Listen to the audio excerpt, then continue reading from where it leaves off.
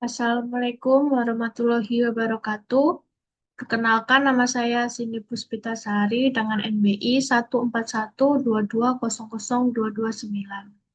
Jadi di sini saya akan mempresentasikan studi kasus untuk ETS analisis produktivitas, yaitu perhitungan indeks produktivitas dengan pendekatan model.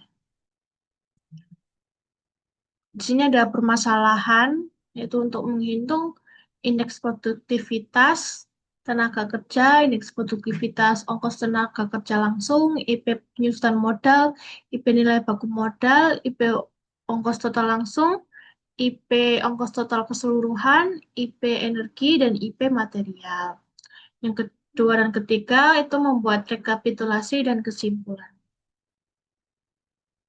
Rumus perhitungan IP diketahui IP adalah indeks produktivitas, AOMP dibagi RIMP itu AOMP adalah output agregat untuk periode yang diukur, sedangkan RIMP adalah input untuk periode yang diukur.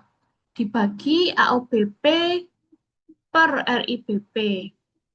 Tentang AOBP adalah output agregat untuk periode dasar dan RIBP adalah input untuk periode dasar dibagi 100. Dikali 100.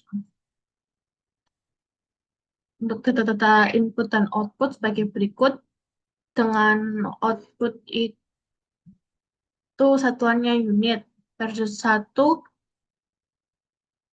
outputnya 1200, dengan periode 2 1700. Untuk input itu ada jam tenaga kerja langsung, ongkos tenaga kerja langsung, penyusutan modal, nilai buku modal, ongkos total langsung, ongkos total keseluruhan, energi yang dibutuhkan, dan material yang digunakan.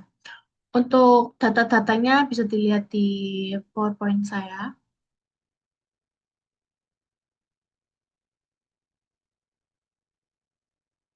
Nah, untuk perhitungan indeks produktivitasnya, saya contohkan saja ya untuk IP tenaga kerja dengan rumus yang tadi.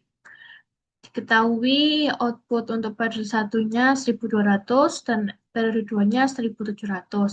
Dan jam tenaga kerja langsung ada di 2500 untuk periode 1 dan 4200 untuk periode 2. Tinggal dihitung saja AOMP dibagi RIMP. Jadi 1700 dibagi 4200 per AOBP dibagi RIBP, yaitu AOBP-nya 1200, RIBP-nya 2500.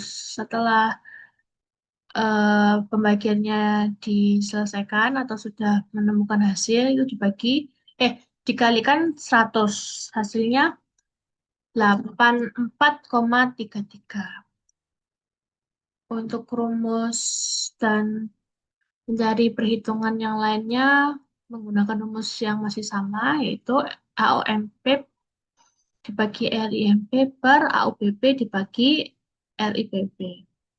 Sini ada tenaga kerja langsung, IP penyusutan modal, dan nilai buku modal masih sama rumusnya. Ini pun juga sama. IP energi dan IP material rumusnya juga sama. Nah, setelah mengetahui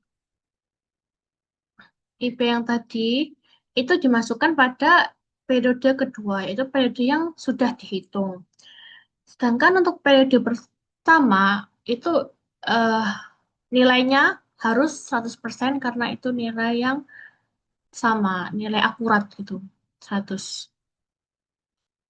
Jadi untuk perubahan nilai IP tinggal dikurangi B untuk periode 2 dan A adalah periode 1. B dikurangi A. Jadi 84,33 dikurangi 100 yaitu min 15,67.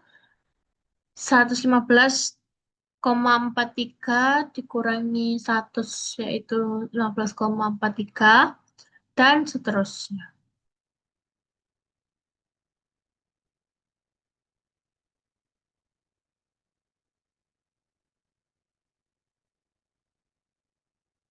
Ya, untuk kesimpulannya, secara keseluruhan, hasil perhitungan IP menunjukkan bahwa efisiensi terjadi pada aspek tenaga kerja dan material, ditandai dengan penurunan nilai indeks produktivitas. Namun, di sisi lain, terjadi peningkatan pada sebagian besar komponen biaya seperti ongkos tenaga kerja, penyusutan modal, energi, dan total biaya produksi. Hal ini menunjukkan bahwa meskipun perusahaan berhasil meningkatkan efisiensi dalam penggunaan sumber daya tertentu, pengalian biaya masih belum optimal. Oleh karena itu, perusahaan perlu melakukan evaluasi lebih lanjut, khususnya dalam pengendalian biaya tenaga kerja, energi, dan biaya operasional lainnya, agar produktivitas dapat meningkat secara menyeluruh, bukan hanya dari sisi efisiensi penggunaan sumber daya saja.